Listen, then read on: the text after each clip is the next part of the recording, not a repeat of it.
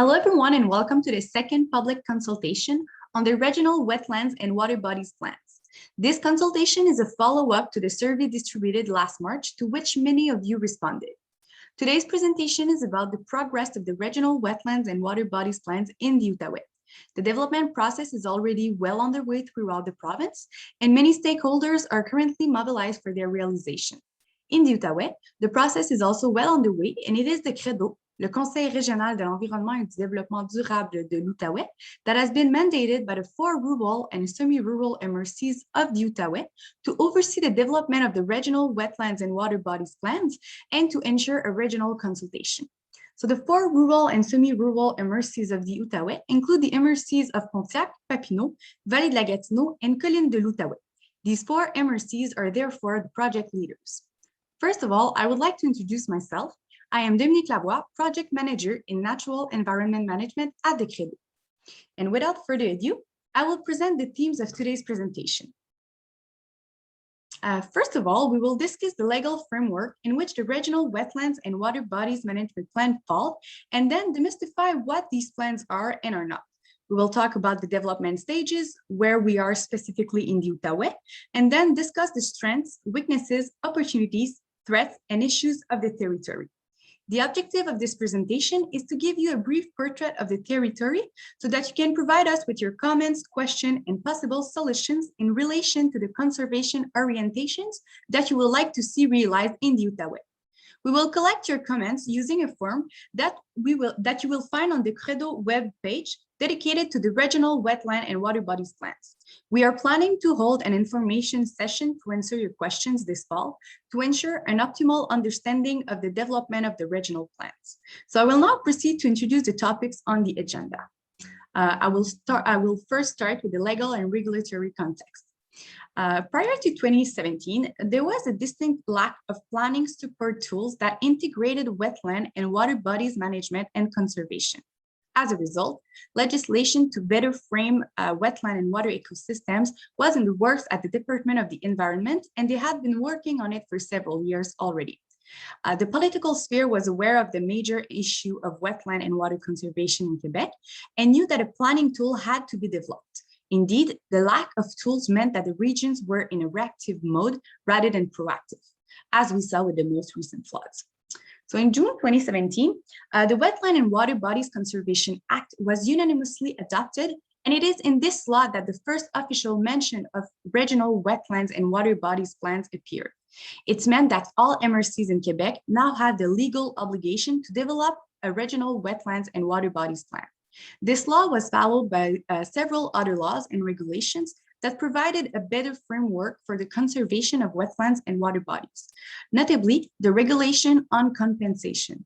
Here, I would like to draw your attention to the fact that the regional wetlands and water bodies plans are not the compensation law and are not a law in themselves. They are a planning tool that integrates the conservation of wetlands and water bodies, and the expected deposit date is June 2022.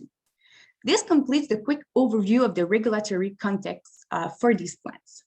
Now, I'm going to talk about how to understand the regional wetlands and water bodies plans. I'm first going to talk about what wetlands and water bodies are and are not. First, I'll give you a theoretical definition of what wetlands and water bodies are. They are defined as places of natural anthropogenic origin with a permanent or temporary presence of water that is stagnant or moving. A wetland is also characterized by hydromorphic soils or vegetation dominated by agrophilic species. Wetlands are defined as marshes, swamps, and peat bogs, while water bodies are defined as lakes, rivers, streams, and other watercourses. However, an important clarification to mention here is that the regional wetlands and water bodies plans are applicable only to wetlands on private land, whereas they are applicable to all water bodies on private and public land, except for ditches. This is not a decision that the MRCs have made. It actually follows from the regulation already in place. In fact, the law on the conservation of natural heritage already offers a certain status of protection to wetlands located on public land, and this is why the regional plans for wetlands and water bodies do not take this into account. In terms of the contribution of these environments in our daily lives, they provide many services such as the capture of greenhouse gases, water purification, the maintenance of biodiversity and ecosystem balance. They also offer a potential for recreation. They participate actively in the control of floods and recharge of groundwater. For all these reasons, wetlands and water bodies are a major importance for mitigating climate change and adapting to its impact. This is why regional plans come into play. Regional wetland and water body plans are a legal requirement, yes, but first and foremost, a tool. It is a tool comparable to the PDZA, the Agricultural Zone Development Plan, or a PPMV, a Private Forest Protection and Development Plan. It is therefore a tool to help plan the development of the territory that integrates the conservation of wetlands and water environments. It is a tool that allows for several things, such as a better knowledge of wetlands and hydric environments, a tool that will serve as a guide to the MRCs for decision-making, and that will also allow for better planning of development and remove the surprise effect that the presence of wetlands and water bodies can sometimes create during development. The regional plans are based on three main principles. First, the principle of no net loss at the provincial level. This principle aims to balance ecological losses and gains in terms of area, ecological functions, and biodiversity in wetlands and water bodies across the province. The second principle is to ensure consistent watershed management, and the third principle is to consider climate change. A relevant element I'd like to address here is the implementation of regional plans over a 10-year horizon.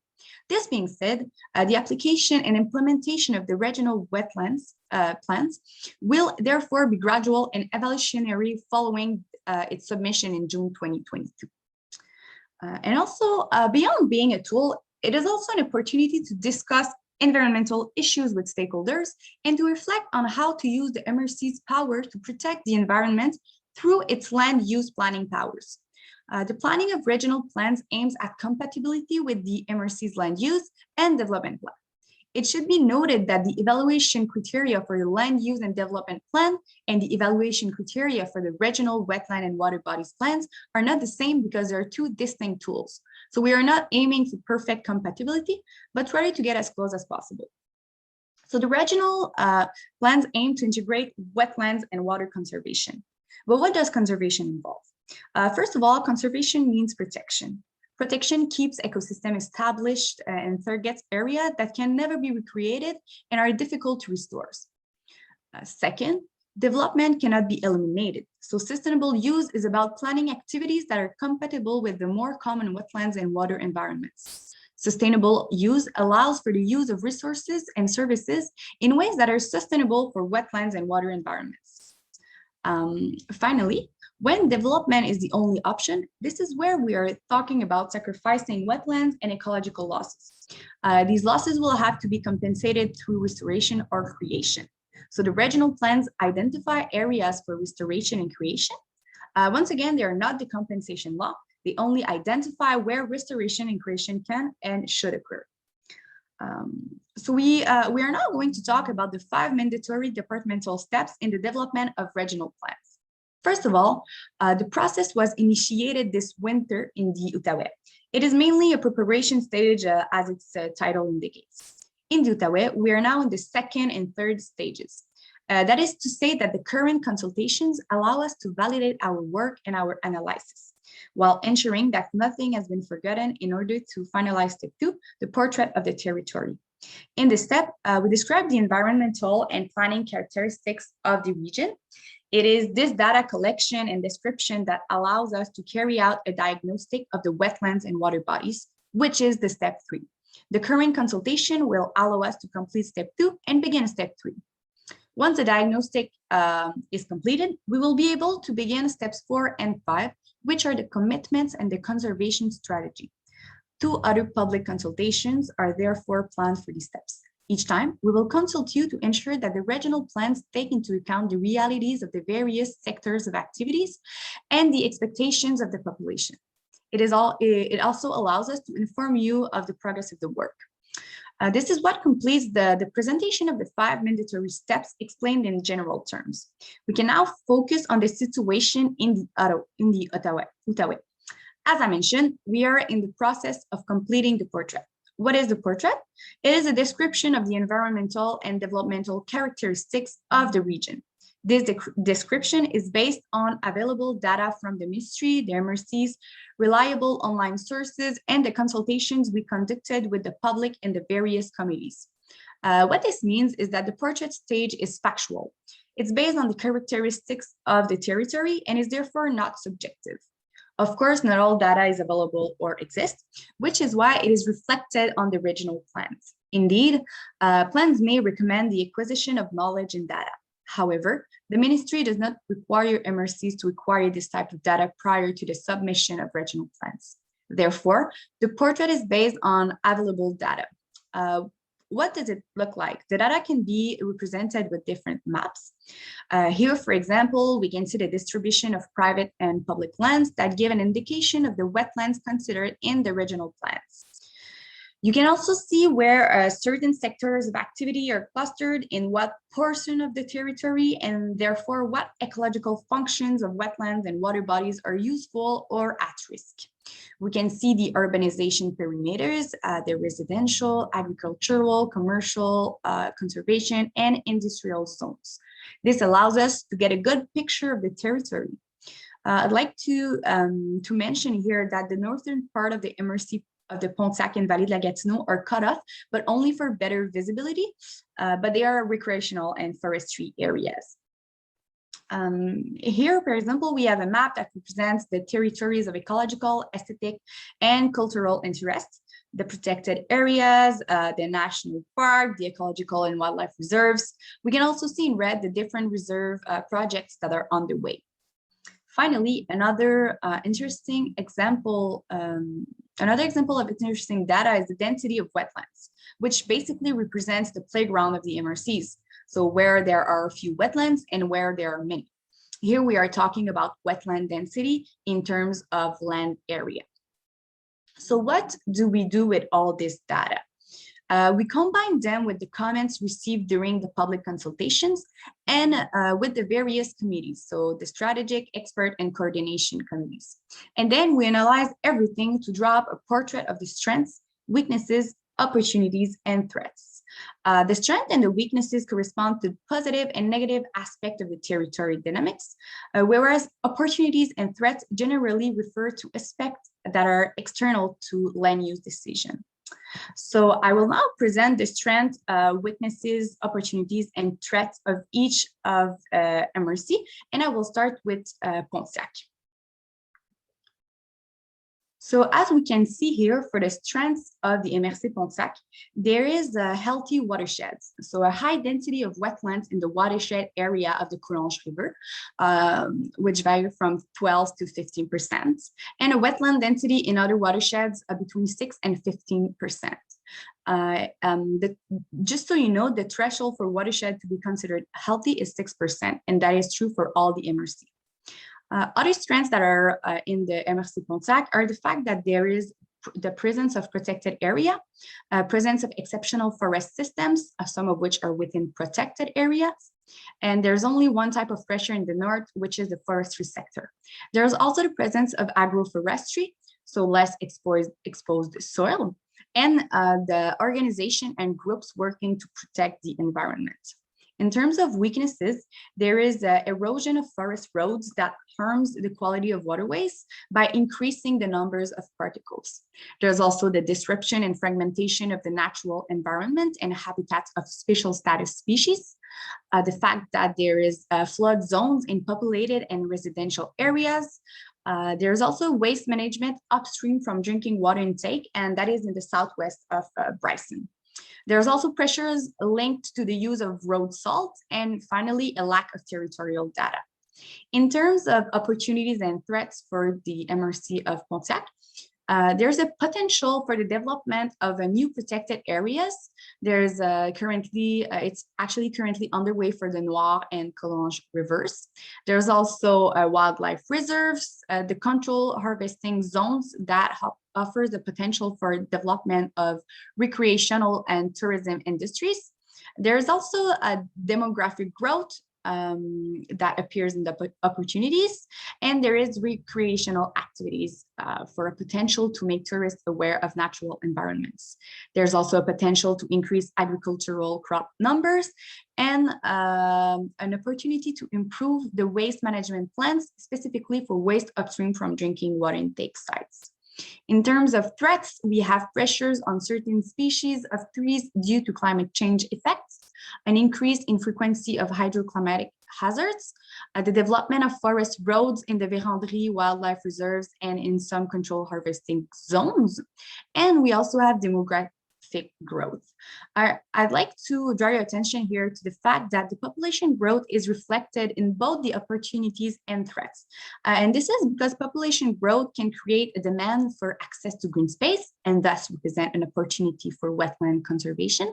However, population growth can lead to urban expansion and create additional anthropogenic pressures and thus be a threat to wetland conservation. Another threat is the strong agricultural pressures and the fact that the physiographic region of the lowlands is at the mouth of multiple rivers, which could affect the water quality. Finally, there's also a low ranking based on economic health index that could compromise the MRC capacity to implement the regional plan.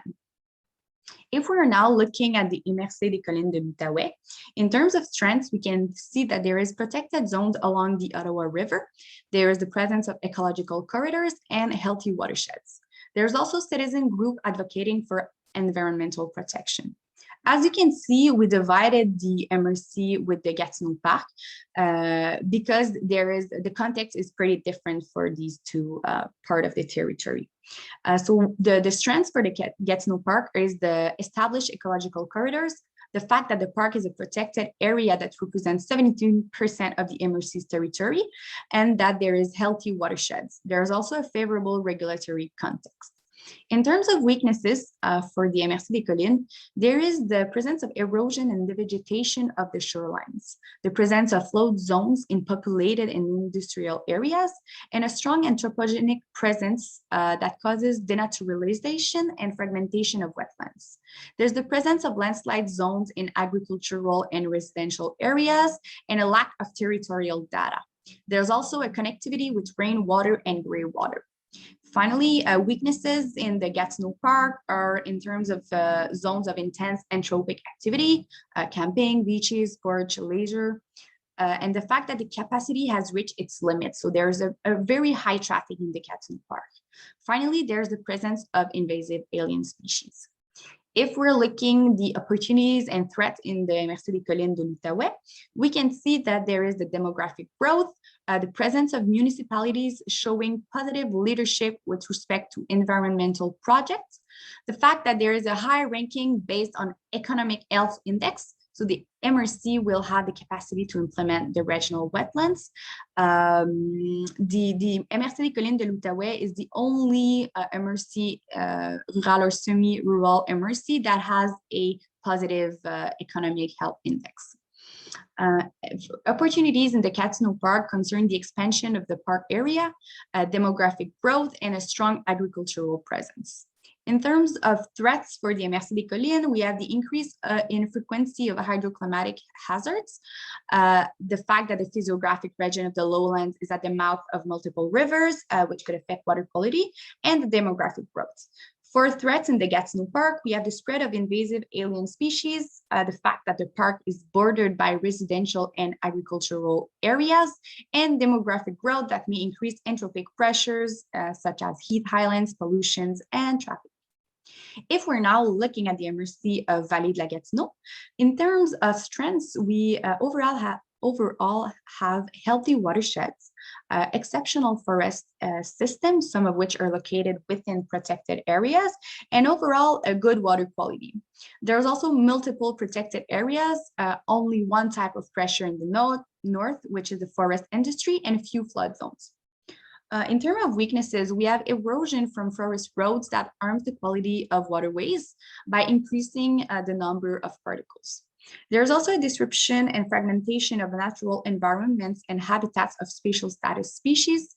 There's flood zones in populated, residential, and agricultural areas. And finally, there's a lack of territorial data and inconsistencies in available data. There seems to be an overlap between protected areas and residential zones when we're looking at the development plans.